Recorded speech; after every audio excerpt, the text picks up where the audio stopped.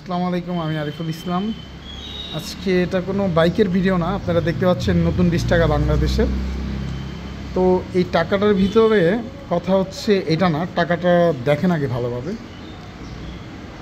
আমাদের দেশ হচ্ছে যৌথ ধর্মের দেশ, বাট আমাদের দেশে বেশিরভাগ হচ্ছে আমরা মুসলিম 90% বা 80%, আমরা মুসলিম 20% হচ্ছে ধরেন আপনার অন্য ধর্মের, হিন্দু ধর্ম, বৌদ্ধ ধর্ম বা খ্রিস্টান ধর্ম।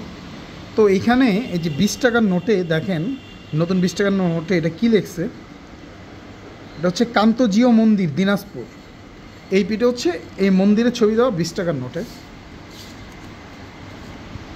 আর এটা দেখেন, এটা হচ্ছে পাহাড়পুর বৌদ্ধবিহার নওগাঁ, আর কি বৌদ্ধদের মন্দির।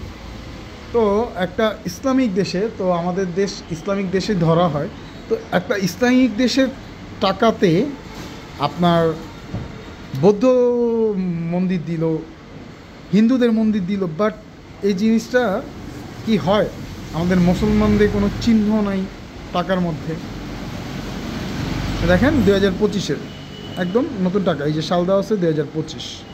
তো এটাই এই টাকাটা নিয়ে খুব খারাপ লাগলো যে আমাদের একটা মুসলিম জাতির দেশের টাকার মধ্যে বৌদ্ধদের মন্দিরের ছবি দেওয়া, হিন্দুদের মন্দিরের ছবি দেওয়া, দুই পার্টে, বাট আমাদের ইসলামিক কিছু নাই।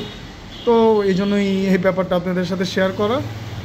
অনেকে খারাপ লাগতে পারে বা অনেকে ভালো লাগতে পারে, বাট আমার এখানে আপনারা দ্বিমত জানাইতেই পারেন। বাট আমার কাছে জিনিসটা খারাপ লাগে যে ইসলামিক দেশ অনুযায়ী ঠিক আছে, এক পাশে মন্দিরের ছবি দিচ্ছে, আরেক পাশে ইসলামিক কিছু ছবি দিতে পারতো, বাট এক পাশে বৌদ্ধদের মন্দির, এক পাশে হিন্দুদের মন্দিরের ছবি দেওয়া, বাট আমাদের কোনো উল্লেখিত নাই, আমাদের কোনো কিছু উল্লেখিত নাই।